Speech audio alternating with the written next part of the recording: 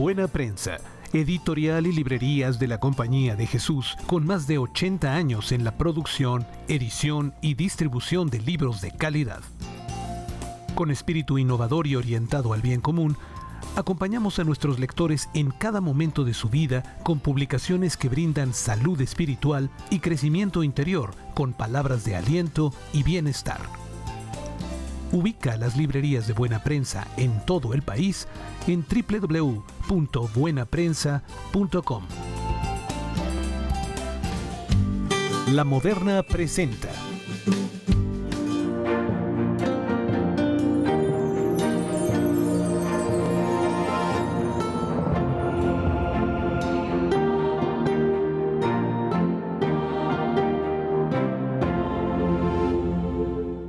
Continuamos, queridos amigos. Hoy estamos revisando el tema de la infalibilidad papal, la cuestión ex cátedra. ¿Puede el Papa equivocarse? ¿Puede la Iglesia equivocarse? ¿Bajo qué circunstancias y bajo qué condiciones se puede considerar herejía o no? Y estoy conversando con Jorge Luis Ortiz, filósofo, y con Fernando Villalón Ezquerro, abogado. Fernando. Entonces, la Iglesia... Tú empezaste este programa diciendo, no se equivoca. No, porque sus integrantes ahí está, y está el magisterio. O sea, un papa no puede ir en contra del magisterio. Un papa no va a decir algo nuevo. Todo está desde el inicio, que es la tradición la que nos la da, y como había dicho, es la Iglesia que tiene 2000 años de tradición y sigue en esa misma tradición.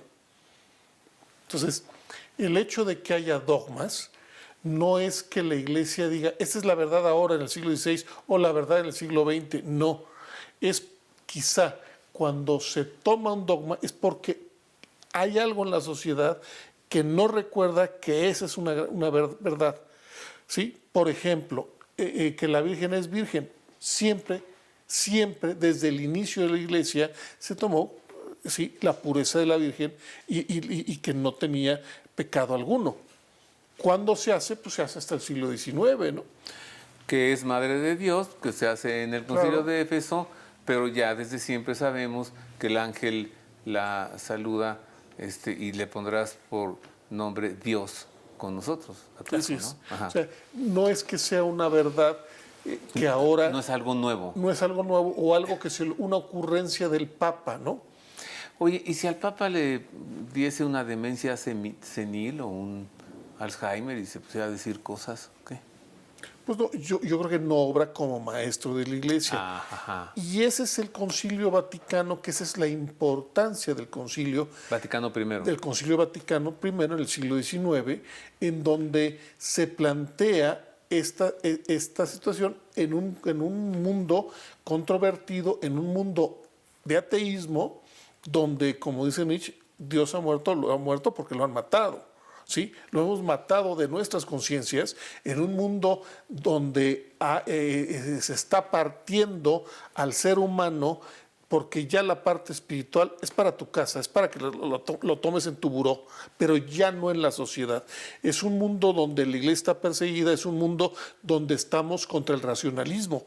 Habíamos hablado en el anterior programa que la parte esta racional solamente son explicaciones, sí, pero no conforme a la tradición y no conforme a la verdad. Y aquí, desde la Revolución Francesa, se ha cuestionado todas las verdades pensando que la Iglesia no es ciencia, no es lógica y no hay una filosofía atrás muy fuerte y muy coherente. Entonces, en este contexto del siglo XIX, en una Francia perseguida, la Iglesia Católica, en una Italia que persigue y empieza a quitar al Estado Vaticano lo que Carlomagno le había regalado, los territorios al Vaticano, porque nunca los conquistó el Vaticano, o en esa España que se está debatiendo en las guerras carlistas entre liberales y católicos, o en un México que se está debatiendo entre católicos y entre liberales y conservadores, ¿sí? Porque no hay esa división de la Iglesia. La Iglesia nunca estuvo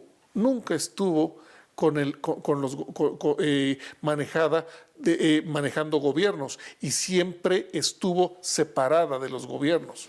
Sí, aunque a veces se la quiera ver muy unida, ¿no? Y ya lo vemos ahí en la Escritura. Y son mentiras de la separación de la Iglesia y el Estado, porque la Iglesia desde el siglo XI se separó del emperador, parte del emperador de Bizancio. Ya desde que nuestro Señor Jesucristo dijo la expresión favorita de muchos políticos, ¿no? Denle al César lo que es suyo.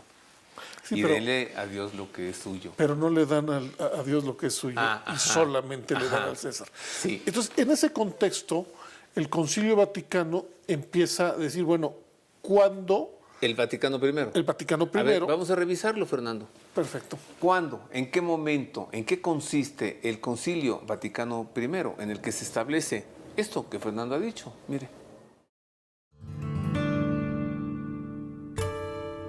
Con la bula pontificia de convocación Aeterni Patris, el 29 de junio de 1869, el Papa Pío IX estableció el 8 de diciembre de 1869 como la fecha para la apertura del Concilio Vaticano I, bula en la que se estableció que los objetivos del concilio serían principalmente dos: la corrección de errores modernos y la revisión conforme a los tiempos de la legislación de la Iglesia.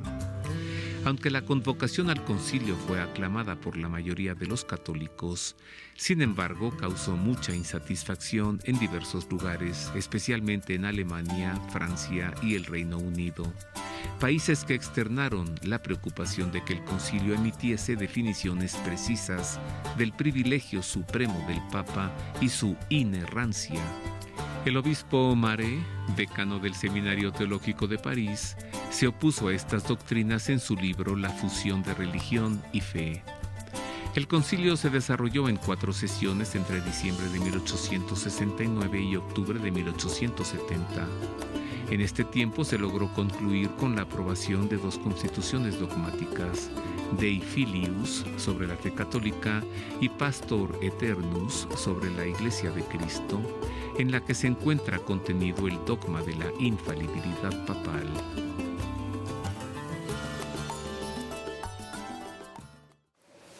Jorge Luis, así que el Papa es infalible solamente en cuestiones de magisterio de la fe. De la fe y costumbres. De enseñanza de la fe y costumbres. Moral, las cuestiones morales. Por ejemplo, matrimonios vueltos a casar. Ajá, matrimonios vueltos a casar, matrimonios entre el mismo sexo. Ajá. También moral, comulgar sin confesarme. Todo eso que tiene que ver con la teología moral. O sea, el Papa no podría modificar eso, Esa parte lo que no. ya está definido. No, podría explicitarla, ampliarla, resumirla, pero no la puede cambiar. ¿Qué sucedería, Jorge Luis, si tú ves que el pontífice se está equivocando, que está diciendo cosas que evidentemente son herejías? ¿Qué se tendría que hacer en ese momento, en el mejor de los casos, porque tiene demencia senil?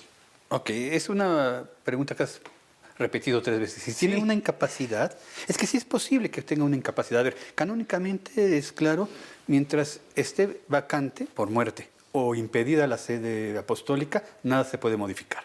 Entonces, habría que determinar lo que está impedido legalmente o médicamente para ejercer el oficio, y entonces nada de lo que pasa, no se le puede matar, no se le puede decir, pero no está tipificado que se haga, pero lo que dice el derecho canónico, nada se puede mover. ¿Qué tendríamos que hacer nosotros cuando siento que el Papa se está equivocando? También es un acto de caridad rezar por él. A lo mejor nos hace falta rezar, oye Señor, ilumínalo, porque mira por dónde va. Y recurrir a lo que es el sensu fideli, ¿no? El sentido de los fieles, la fe. O sea, que no tiemble nuestra fe. A veces el que está al frente puede equivocarse, pero afortunadamente ninguno de los que se ha equivocado ha hablado con infalibilidad papal, es cátedra. O sea, esto que acaba de decir la cápsula del Vaticano I fue recordar que nosotros siempre creemos que el Papa es infalible porque es asistido por el Espíritu Santo. En última instancia es el Espíritu Santo el que está hablando. Entonces, cuando dicen cosas que no son adecuadas, y no el Papa Honorio, o sea, todos los que ha habido a lo largo de la historia, acordemos lo que ha pasado a lo largo de la historia, no se turbe vuestra fe. No sé. O sea, no es tanto que el Papa en una audiencia general de un miércoles diga una cosa o que en una entrevista de prensa él tendría que presentar un documento, una carta encíclica, una exhortación apostólica, Una en constitución dogmática. Ok. Allí hay una oposición a 2000 años de tradición. Sí. En ese caso se configura una herejía. Sí. Ajá. En ese caso, porque ella intentó usurpar un estilo propio de dictamen oficial con una cosa que no es real. Ajá. Pero lo otro son pues, las caídas del ser humano. A veces quiere decir una cosa y sale otra, a todos nos ha pasado. Y entonces hay que estar atentos a poderla señalar, porque también es obligación nuestra. Oye, creo que se está cayendo en un error en esta parte. Convendrá a los profesionales, ¿no? A los teólogos, a los filósofos, a los canonistas, determinar si sí es verdad. Pero si empieza a ser un rumor generalizado de la Iglesia, habrá que hacerle caso. Vamos a profundizar en esto, en la infalibilidad papal, que ya ve usted, va quedando claro. No es tan fácil que el Papa se equivoque. Tienen que darse varias circunstancias para que él se manifieste de manera, pues, usando este término, ex cátedra. Esta es la infalibilidad papal, mire. La infalibilidad papal es el dogma establecido por el Concilio Vaticano I mediante las palabras del número 4 de la Constitución Dogmática Pastor Eternus, que establecen: el romano pontífice, cuando habla ex cátedra, esto es, cuando en el ejercicio de su oficio de pastor y maestro de todos los cristianos, en virtud de su suprema autoridad apostólica, define una doctrina de fe o costumbres como que debe ser sostenida por toda la Iglesia, posee, por la asistencia divina que le fue prometida en el bienaventurado Pedro, aquella infalibilidad de la que el divino Redentor quiso que gozara su Iglesia en la definición de la doctrina de fe y costumbres.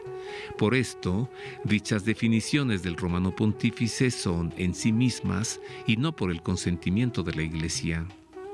Comprendiendo bien el dogma, este no afirma que el Papa pueda ser inspirado por Dios para reformar, cambiar o añadir algo al depósito de la fe.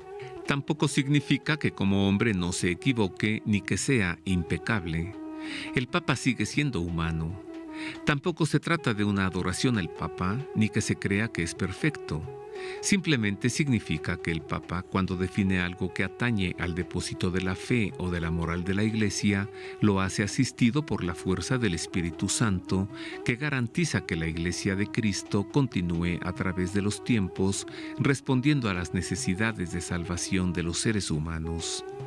Para garantizar que se tiene esta asistencia, el Papa debe hablar en el ejercicio de su autoridad, cumpliendo las rúbricas establecidas. Ajá, Jorge Luis. Entonces, el Papa puede estar chocheando, dejemos usar ese término. El Papa puede ser dicharachero. El Papa puede que no por eso está incurriendo en herejías o está yendo en contra de la enseñanza de la Iglesia, o está dictaminando un nuevo dogma, o está cambiando las cosas. No, hay muchas veces en que una persona puede hablar y no está ejerciendo su oficio. Lo mismo pasa con el Papa. El Papa es Papa todos los días, las 24 horas, pero ejerce el oficio cuando está enseñando. Entonces, no siempre está enseñando. En una entrevista que uno lo sorprenda, no está enseñando, está respondiendo a bote pronto. El Papa puede actuar con determinaciones dogmáticas. Cuando ha estudiado, no se sueltan a decir cuestiones dogmáticas de golpe. Hay toda una reflexión filosófica, teológica, antropológica, médica, incluso depende del caso de lo que se esté determinando, y entonces el Papa podrá determinar ya en una constitución lo que muchos obispos, porque a veces no solo es el Papa, muchos obispos de repente entran en ideas nuevas y el Papa tendrá que poner alto. Pero no siempre está hablando con infalibilidad. A ver, en atención a nuestro público, que ha de estar pregúntale, Roberto, pregúntales. A ver, coges un ídolo allí amazónico, un ídolo más de religiones naturalistas, ¿no? Sí. La Pachamama, lo que sea, lo metes a los jardines vaticanos, lo metes a la Basílica de San Pedro, cosa que ha molestado a muchos. Y otros han dicho, es una enculturación. ¿Ante qué estaríamos en eso? ¿Ante una cosa inadecuada? ¿Ante una simpatía pastoral? A ver, veamos. Metemos a la Pachamama enfrentar a la Pachamama, a la Virgen María. Ajá, la metemos a los jardines vaticanos, a la iglesia y todo eso, es un acto supremo de imprudencia. A lo mejor eso sí habrá que pedirle, es un acto supremo de imprudencia, porque no lo está proponiendo para que todos los cristianos lo hagan. No hubo un dictamen oficial de, a ver, todos los cristianos tienen que hacer esto. Ajá. Donde hubiera radicado la herejía, por ejemplo. Mira, por ejemplo, esta Virgen medieval bellísima que sí. tenemos aquí, con el niño en sus manos. Oye, ella sí, pues no es adefesio, ¿no? Sí. Pero no nos están obligando a que tengamos ese adefesio en la casa. Ajá, entonces por eso todavía no es herejía. Ajá. No se ha repetido el hecho. Entonces, tampoco es herejía. Porque te acuerdas que era como que con Sí, tu más ante... Si tuviera su Pachamama todos los domingos, diríamos... Sí, a ver, si que fuera el rito previo al rito de la comunión metan a la Pachamama, entonces ya sería como para decir, oye, eso sí es herejía. Entonces, pudo haber sido un acto de imprudencia, pudo haber sido un acto de confraternizar con aquellos que vienen de una iglesia que es diferente, es la misma iglesia, pues, pero que tiene una situación diferente, que son los que viven en la Amazonía. Y habrá que oírlos, a ver qué dicen, a ver, y un acto de... Te dejo entrar a la Pachamama es de oír, pero fue muy imprudente, no se debe hacer, se presta a la idolatría y entonces hay que hacerlo ver. Si se pusiera con todos los requisitos, eso se llamaría herejía. Servido, querido público. Hago otra pausa. Regreso.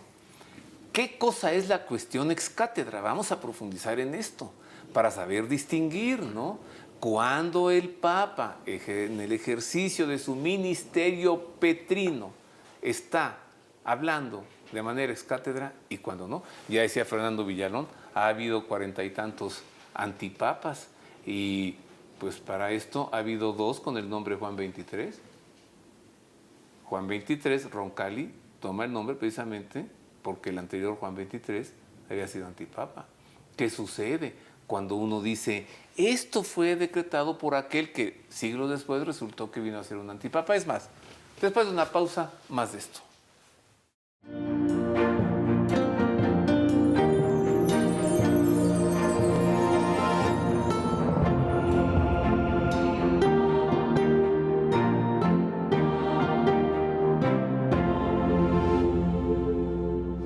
En El Asadero, desde 1966, preparamos la más deliciosa comida tradicional mexicana y nuestro pozole, las cazuelas sincronizadas, gringas y los tacos de bistec, arrachera, chuleta, pastor y chorizo son los más sabrosos de todo México, cosa que nuestros clientes bien saben y no pueden callar. Las tortillas recién hechas a mano es apenas uno de nuestros detalles y las salsas son una fiesta de aromas y sabores. Ven a cualquiera de nuestras sucursales y disfruta. Pues en El Asadero, cada comida es un banquete casi celestial.